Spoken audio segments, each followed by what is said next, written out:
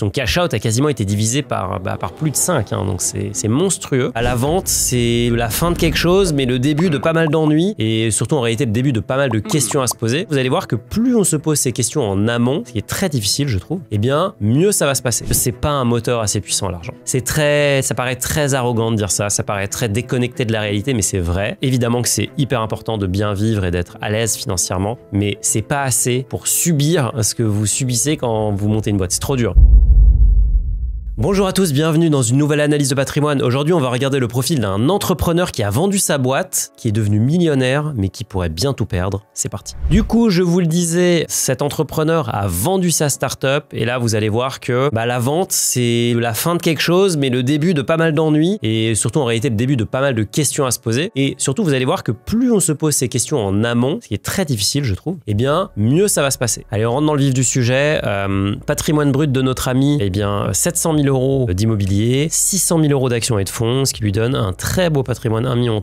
Côté immobilier, du coup, il nous dit qu'il a une maison dans Paris. Pour 700 000 €, je sais pas ce que c'est comme maison, c'est peut-être une maison en carton, mais peut-être qu'il parle d'un appartement, ou alors il est en indivision. Mais en tout cas, une maison dans Paris pour 700 000 €, c'est l'affaire du siècle, je pense. Il a de la SCPI, on va regarder lesquelles. Actions et fonds, quasiment exclusivement des actions dans l'entreprise qui a acquis ma startup, et ça, c'est bien ça le sujet dont on va parler aujourd'hui, c'est que faire l'exit, vendre la boîte, réussir à vendre le travail d'une vie, ça peut aussi ramener pas mal de sujets. La note Finari, donc si je prends la méthode Finari et je note son profil, eh bien il a une note de 75 sur 100. Je suis sûr que vous allez voir assez facilement les gros manquements qu'il y a. Et c'est toujours intéressant pour moi de me dire qu'il y a des gens qui regardent toutes les vidéos. J'en connais plein, d'ailleurs vous êtes assez nombreux à venir me saluer un peu partout dans la rue, dans le métro, dans le machin. Et souvent je vois quand même que malgré ça, vous ne passez pas à l'action. Donc assez curieux, si vous êtes dans ce cas, dites-moi dans les commentaires pourquoi vous ne passez pas à l'action. Qu'est-ce qui vous freine encore? Est-ce qu'il y a encore des sujets que vous avez envie que vous aimeriez que j'évoque pour vous aider à lever des freins. Mais en tout cas, le profil de cet entrepreneur, il est en CDI à 140 000 € plus 20 000 € de variable, donc très beau salaire. Ça fait généralement partie du package. Quand on vend sa boîte, eh bien on va évidemment négocier le rachat de la boîte, mais on va aussi négocier les conditions pour rester, puisque en fonction de la structure du deal, est-ce que la boîte est extrêmement,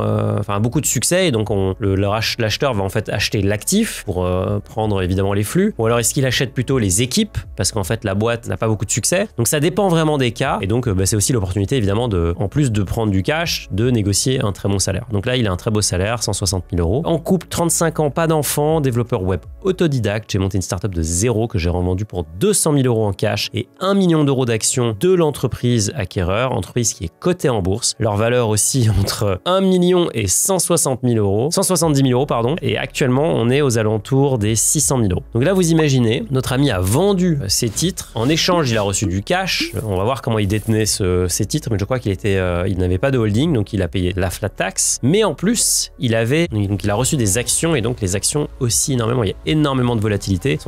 Son cash out a quasiment été divisé par plus de 5, hein, donc c'est monstrueux. Et ça montre aussi le risque évidemment de l'investissement en bourse. On parle souvent de l'investissement en bourse, S&P 500, 10% par an, rendement annualisé. Oui, mais la réalité, c'est que si vous faites du stock picking, ça aussi, ça peut arriver. Et d'ailleurs, même si vous faites des ETF, vous pouvez aussi vous prendre une grosse claque, juste que sur le long terme, eh bien, la performance a toujours été positive sur plus de 20 ans. Mais donc voilà, gros dilemme, on va regarder dans le détail ce que ça donne. Objectif, revenu passif de 5 000 € par mois, j'ai déjà 1 100 € de rentrée tous les mois grâce à la SCPI, donc j'imagine que tu les détiens maintenant en pleine propriété. Qui dit rentrée d'argent côté SCPI dit revenu foncier, donc impôt sur ses revenus, et ça fait assez mal, surtout quand on a un gros revenu comme toi. Peut-être que ce serait intéressant d'acheter des parts à l'avenir avec ta holding plutôt qu'en direct. Surtout que, je sais pas, est-ce qu'à 160 000 € par an, tu as vraiment besoin d'avoir des revenus complémentaires? Même si c'est génial, hein, c'est trop bien d'avoir des revenus complémentaires, mais est-ce que tu en as besoin? C'est une question à se poser. Stratégie des CA de 3 500 € par mois. Tu nous as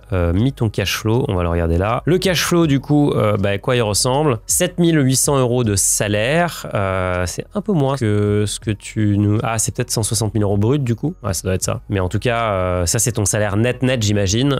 Derrière, tu as donc Immorant et Efimo. On va regarder ce qu'elle donne en termes de perf et ce qu'il y a dedans dans le parc immobilier. J'avoue que je les connais pas très bien. Investissement mensuel 1500 €. Du coup, il y a 500 € en action, 1000 € en assurance vie. Alors, c'est intéressant, mais moi, ce qui m'intéresse, c'est surtout l'enveloppe. Est-ce que c'est un CTO? Est-ce que c'est un PEA? La V, est-ce que c'est du fonds en euros? Est-ce que c'est des unités de compte? La vie quotidienne, bon, tu vis très bien. 1500 € de restaurant, je pense qu'on n'avait jamais vu ça. Bah, normal, à Paris, ça coûte cher, mais en tout cas, tu aimes te faire plaisir et tu as bien raison vu que tu as les moyens. Des abonnements, bon, voilà, rien de fou en soi. La salle de sport à 100 € par mois, ça peut surprendre, mais ça coûte cher, les salles de sport à Paris, surtout les salles un peu plus haut de gamme. Et ensuite, tu as des emprunts. On voit que tu as acheté tes SCPI à crédit. Et d'ailleurs, on voit très bien, regardez, il paye 1400 € de mensualité et il touche en réalité 1000 € de loyer. Alors, je ne sais pas si ce sont des loyers bruts avant impôt, bruts après, enfin, net d'impôt, mais en tout cas, les SCPI à crédit, quasi jamais cash flow positif. Enfin, jamais vu. L'immobilier locatif, vous pouvez carrément être cash flow positif. Les SCPI, c'est impossible. Du coup, tu fais un DCA, tu fais du coup de la SCPI via SCI, donc tu investis dans des SCI qui elles-mêmes détiennent des SCPI. Très compliqué, beaucoup d'acronymes, on adore ça en France. Assurance vie via Finari, 1000 € par mois, génial, félicitations. Finari Life. S&P 500 via le compte titre, ok.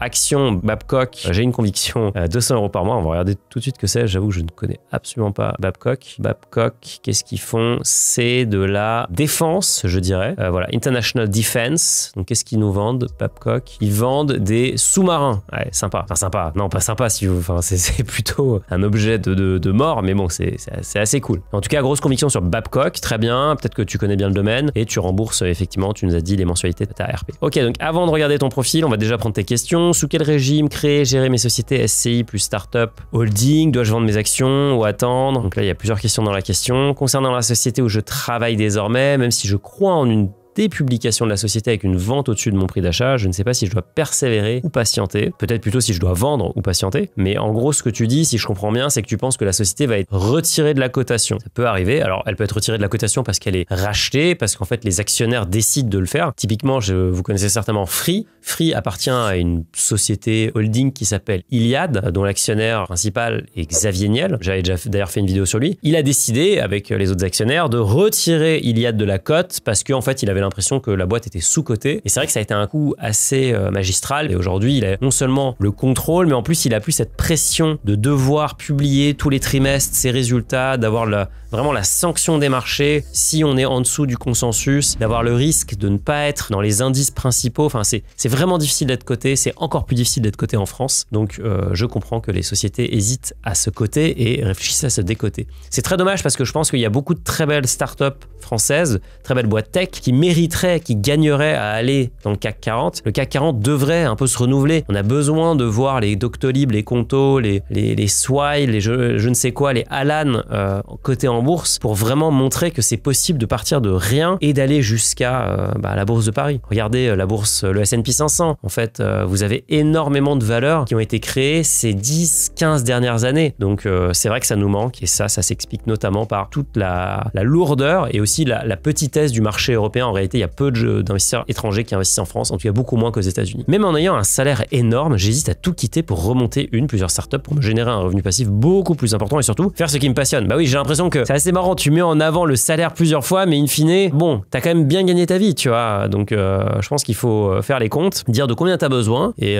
ça, c'est quelque chose auquel on réfléchit sur Finari, vraiment vous permettre de projeter l'avenir. Mais une fois que t'as défini ça, bon bah voilà, après, je pense qu'avec ce que t'as actuellement, tu es potentiellement déjà très bien positionné pour subvenir à tes besoins pendant très longtemps. Moi, j'ai envie de te dire, je peux pas te répondre à cette question, mais moi, je ferai montrer évidemment une startup et je ferai ce qui me passionne avant l'argent. L'argent vient après, quoi. Surtout quand tu as déjà gagné pas mal d'argent. Allez, on regarde ton patrimoine. Du coup, 1,3 million, donc très beau patrimoine, hein, franchement. D'ailleurs, on voit que ta Babcock a très bien fonctionné. On va regarder tout de suite dans le détail ce qu'il y a. Bah, et du coup, évidemment, il y a la maison qui a l'air d'être bien une maison, enfin une vraie maison, quoi, à Paris, pour 8600 € du mètre. Donc, ça va. On voit que tu l'as acheté 785 000 €, donc tu dois être en indivision dessus. Tu as fait une belle plus-value, plus 7%, donc ça c'est top. Ensuite, tu as Immorant. Oh, tu as mis des énormes tickets. Immorant et Fimo, tu as mis 130 et 120 000 euros. Je vous rappelle que les SCPI, il n'y a pas de free lunch en finance, de toute façon. Donc il y a des choses qui sont bien dans les SCPI, patrimoine diversifié, très simple d'accès. Ça, c'est vraiment de l'immobilier passif vu que vous ne faites rien. Maintenant, il faut aussi regarder ce qu'il y a dans le portefeuille. Et donc là, en l'occurrence, chez Immorent, au hasard, vous pouvez voir sur Finari, il y a du commerce, il y a des bureaux, logistique et hôtellerie. Et moi, ce qui m'intéresse surtout, c'est où est-ce que c'est exposé. Donc c'est principalement la France. Et bon, c'est très cyclique vu que c'est de l'immobilier. Et donc si on regarde la perf, aujourd'hui, on est à 5,04%. Donc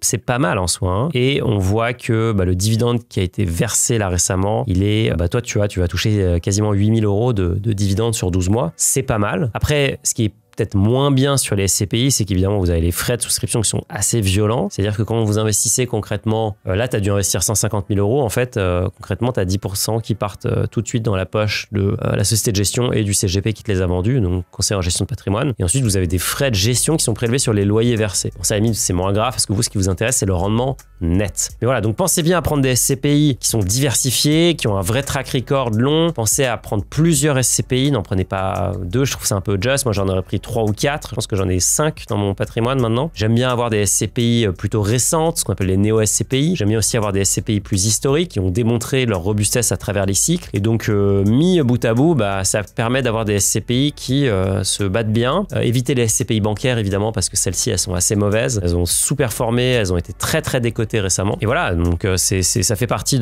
du jeu de payer des frais sur les SCPI, mais en même temps, vous avez très peu de choses à faire. Ce qui est vraiment intéressant, je trouve, si vous faites de la SCPI, c'est peut-être envisager la nue propriété. Toi, actuellement, tu n'as pas besoin de revenus, j'ai l'impression. Donc, tu pourrais très bien dire, je vais acheter de la SCPI en nue propriété. Je vais du coup faire une croix sur mes revenus pendant 1, 3, 5, 7 ans. Et en fait, je vais du coup acheter ma part pour un prix décoté. À la fin de la période, donc 3, 5, 7 ans, on va reconstituer la part. En fait, on va prendre l'usufruit, la nue propriété. Bref, peu importe les termes. On va juste simplement reconstituer la part. Et donc, vous qui êtes déjà propriétaire, vous allez aussi commencer à devenir usufruitier. Donc, vous allez toucher les loyers. Et donc, à ce moment-là, évidemment, vous touchez plus de loyers que si vous aviez acheté la pleine propriété à l'époque, puisque vous avez payé moins cher par part. Et en plus, vous avez évité de payer les impôts à un moment où vous étiez peut-être fortement fiscalisé. Et donc, ce que font beaucoup de gens, c'est qu'ils savent qu'ils vont partir à la retraite à 64 ans. Ils vont acheter, par exemple, 5 ans avant des SCPI en nue propriété. Comme ça, ils ne sont pas fiscalisés pendant les 5 ans à venir. Et le jour de la retraite, l'année de la retraite, boum, ils commencent à toucher les revenus qui sont plus élevés grâce à la décote. Et là, ils sont fiscalisés. Mais en même temps, vu qu'ils n'ont plus de revenus d'activité, plus de job, eh bien, forcément, ils sont beaucoup moins fiscalisés. Ça, c'est quelque chose c'est un schéma que j'aime bien. Et d'ailleurs, dans mon livre, j'ai mis une grille de lecture, mais bon, je vous la partagerai aussi à l'occasion sur comment choisir les bonnes SCPI. Il n'y a pas de méthode miracle, puis c'est un peu tout ce que je vous ai dit avant, comme d'habitude. Faut pas mettre tous ses œufs dans le même panier. Actions et fonds, qu'est-ce qu'il y a là-dedans? Et donc là, on va revenir tout de suite au sujet. Du coup, voilà, ça, c'est l'un des comptes titres qui contient les titres de la société qui t'a racheté. Et donc, on voit que actuellement, c'est pas terrible, moins 38%. Et je comprends, c'est hyper stressant. Tu te dis, t'as tellement bossé, tu as été payé en réalité 1,2 million, mais sur ces 1,2 million, donc tu as le cash, ça tu l'as encaissé, il n'y a pas de problème, tu as été fiscalisé dessus. Je vais t'expliquer après ce qui pourrait être fait ou que tu pourras faire la prochaine fois pour éviter la fiscalité, la flat tax. Donc ça c'est une chose, mais surtout tu as toute la partie, les 1 million payés en titres. Mais c'est très simple en réalité, je pense que vu que tu travailles pour la société, si tu as confiance dans sa capacité à générer de la valeur à moyen long terme, moi je garderai les titres, tu vois. T'es idéalement placé, t'as accès à toutes les informations, tu connais certainement le management, est-ce que tu penses que le CEO est bon ou la CEO? Si c'est le cas, oui évidemment, garde les titres. Si par contre tu n'as pas confiance, je ferai deux choses, je quitterai la boîte et je vendrai mes titres. Ça évidemment c'est une décision qui t'appartient, mais il faut être cohérent je pense de bout en bout. Tu pourrais aussi utiliser après des produits dérivés pour te protéger en fait contre la volatilité de ce titre, mais je trouve que c'est un peu overkill pour ça. Donc vu que tu travailles, si tu n'as pas confiance, je pense qu'il faut prendre ses affaires et aller voir ailleurs. D'ailleurs, une des raisons pour lesquelles ta note Finari n'était pas si élevée que ça, elle était très bonne, 75, mais elle n'était pas parfaite, c'est que tu n'as pas de PEA. Donc je pense que là, mettre un PEA pour par exemple faire du S&P 500, faire même du Babcock, ça marchera pas, mais tu pourrais faire ça non plus, tu pourrais pas le faire sur PEA. Mais bon, ta ligne principale, ça reste le S&P 500, ça tu pourrais très bien le faire sur PEA et tu auras beaucoup plus d'intérêt, enfin tu auras une fiscalité qui sera bien meilleure. Et sur Finari Life, qu'est-ce que tu fais? Eh bien écoute, tu as le profil growth, donc agressif, en tout cas celui qui prend le plus de risques. L'assurance vie, c'est simple, c'est l'enveloppe d'investissement préférée des Français. Le problème, c'est que la plupart des contrats sont bourrés de frais. Frais de versement, frais de gestion, frais de contrat, frais de support, frais d'arbitrage. C'est un véritable millefeuille indigeste auquel vous allez faire face. Combinés, ces frais peuvent vite atteindre plus de 3% par an pour les acteurs traditionnels comme les grandes banques. Si vous suivez cette chaîne, vous le savez, 3% par an, c'est près de 60% de manque à gagner sur 30 ans. C'est exactement pour cette raison que j'ai lancé un contrat d'assurance vie avec des frais bas. Les frais de gestion commencent à 0,99% et évoluent en fonction de votre abonnement Finari. C'est simple, ce contrat, c'est l'un des moins chers sur le marché pour la gestion profilée. Et pour les fans de gestion libre, cette dernière arrive bientôt avec des frais encore plus bas et surtout, si vous souscrivez à une gestion profilée aujourd'hui, vous pourrez bien sûr passer à la gestion libre lorsqu'elle sera disponible. Cliquez sur le lien dans la description ou scannez le QR code qui s'affiche à l'écran afin de démarrer l'ouverture de votre contrat.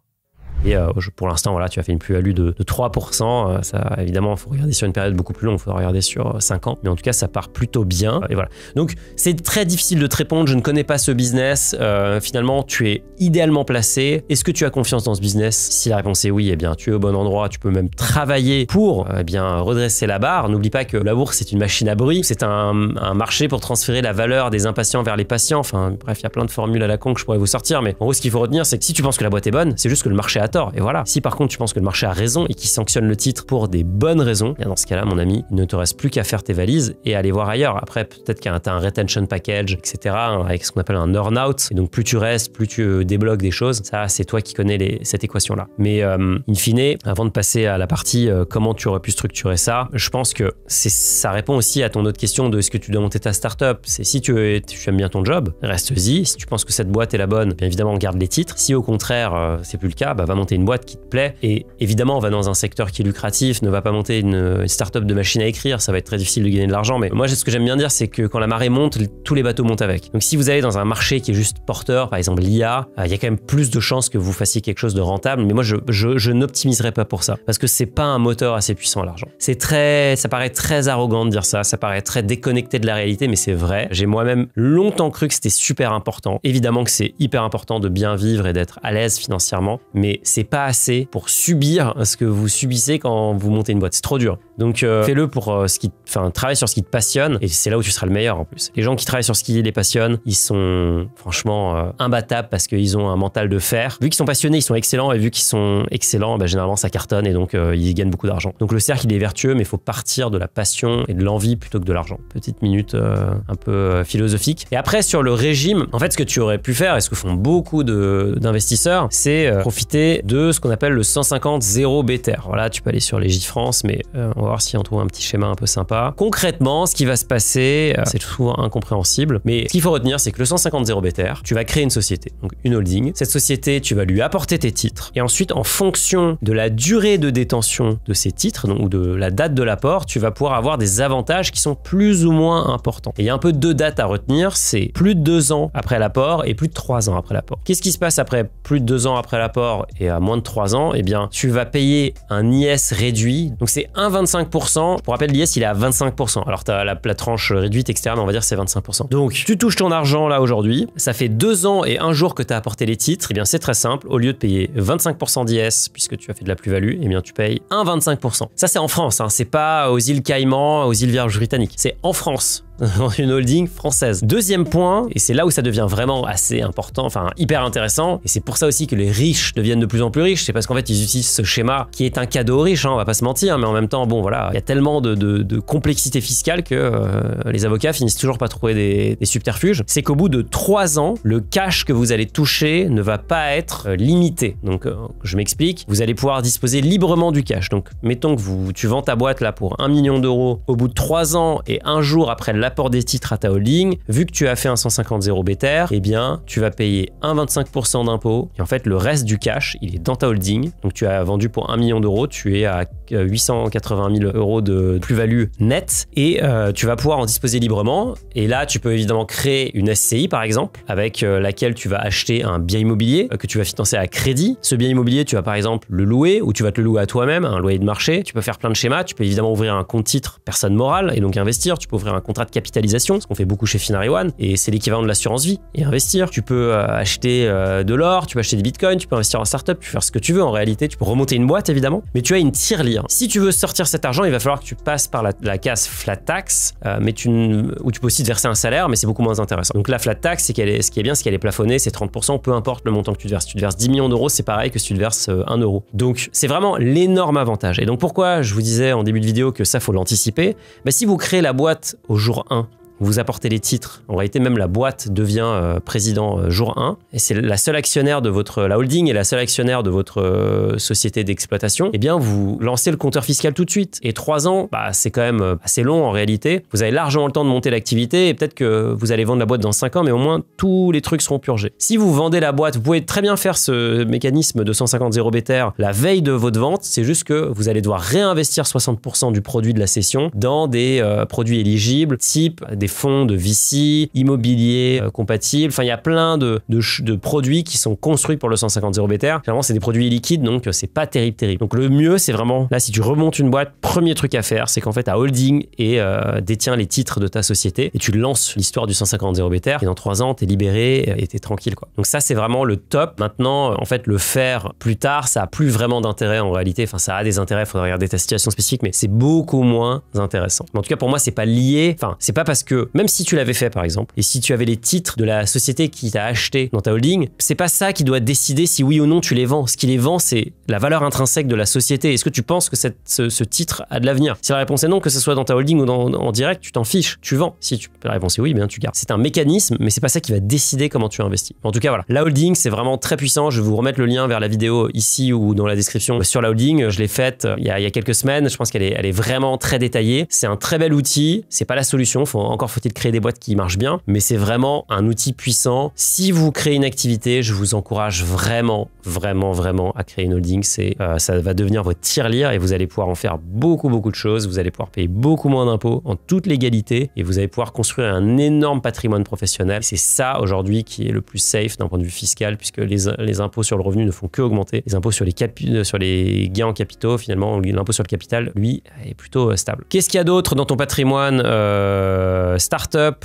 Tu as investi dans Conto, la banque en ligne. Tiens, j'en parlais tout à l'heure, je ne savais pas. Tu es d'ailleurs client Conto, logique. Tu as des livrets, mais pas grand-chose. D'ailleurs, c'est vrai que bon, le livret, là, c'est même plus un matelas de, enfin, c'est pas un matelas de sécurité, c'est même plus un futon, quoi.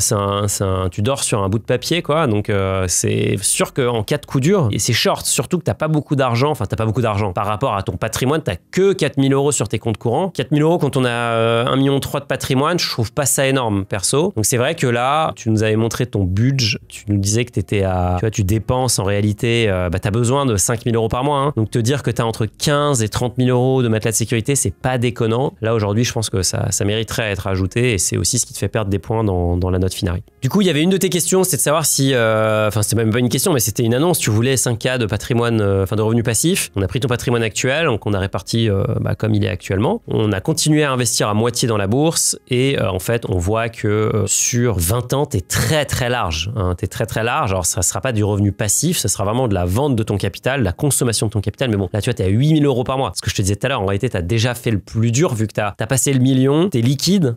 Franchement, j'ai envie de te dire, maintenant, tout ce qui arrive maintenant, c'est du bonus. En plus, t'as monté une boîte, tu l'as vendue, t'es tellement plus fort en tant qu'entrepreneur, t'as tellement d'expérience que je me fais aucun souci. Donc, fais ce qui te plaît, mais a priori, hormis grosse cagoule sur le titre de la société qui t'a racheté, t'es plutôt très bien. C'est vrai qu'avec le recul aussi, ce qu'on peut se dire, c'est que même si tu as confiance dans ce titre, tu peux aussi très bien dire que tu fais un DCA pour vendre. En fait, tu vends tous les mois un peu du titre de ta boîte, ce qui est très risqué parce que tu as une ligne et tu le réinvestis dans un indice qui est très diversifié. Tu as parlé du S&P 500, il y a le MSCI World aussi évidemment, mais tu dérisques progressivement et comme ça, si le titre baisse, tu auras vendu quand même assez haut. Si le titre augmente, c'est pas grave, au moins tu auras aussi réussi à choper un peu la hausse, mais tu sors progressivement de cette monoposition qui, je pense, à long terme est quand même assez risquée, même s'il faut pas se leurrer. Les gens qui ont tenu par exemple Nvidia pendant des années, ils ont fait un carnage. Les gens qui ont réussi à tenir du Bitcoin pendant des années, les gens qui ont été très concentrés, ils ont fait des très belles perfs, mais encore une fois, c'est parce qu'ils croyaient fondamentalement dans leur actif. C'est la question à te poser.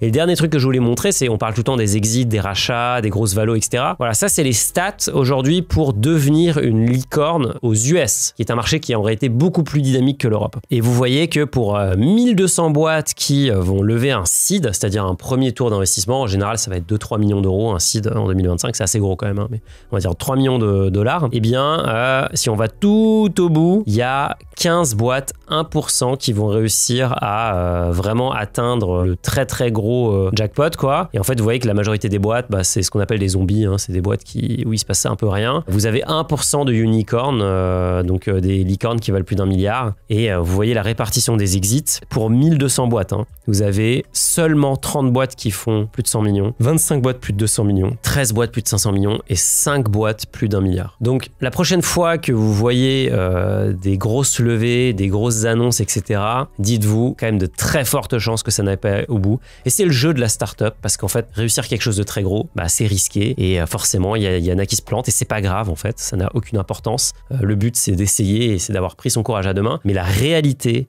les chiffres sont implacables. C'est très difficile de faire un gros exit. Aux États-Unis, c'est encore plus difficile de le faire en Europe. Ça ne veut pas dire que c'est impossible. Et donc, à vous de déjouer ces stats-là et de faire partie du petit groupe qui arrive à progresser. Chez Finari, on a déjà pas mal progressé et on le voit à notre niveau. C'est vrai qu'on a commencé en 2021. Il y a beaucoup de boîtes qui ont disparu, qui faisaient partie de notre cohorte de cette époque. Mais c'est pas pour autant qu'on a réussi à aller aussi haut qu'on voulait. Nous, on veut aller très très haut. Mais en tout cas, c'est difficile. Ces stats-là sont implacables, mais ça ne veut pas dire que vous ne pouvez pas y arriver. Donc voilà, donc bravo d'avoir monté une boîte, de l'avoir vendue et maintenant d'avoir un patrimoine qui est très important quand même, hein. Donc ça, c'est déjà top. Je pense que tu as toutes les cartes en main pour, d'une part, décider si oui ou non il faut garder le titre de la société qui t'a racheté, s'il faut rester dans cette société, s'il faut monter une startup. Si tu montes une startup, eh bien, pense bien à correctement faire le setup avec la holding, l'apport de titres, etc. Puis comme ça, la prochaine fois, tu paieras beaucoup moins d'impôts et surtout, tu auras ta cagnotte dans ta holding que tu pourras investir comme tu voudras. Voilà, si vous voulez que j'analyse votre patrimoine aussi, eh bien, vous postulez, le lien est dans la description. Je vous donne rendez-vous d'ici quelques semaines pour une nouvelle analyse et d'ici là, je vous souhaite des bons investissements.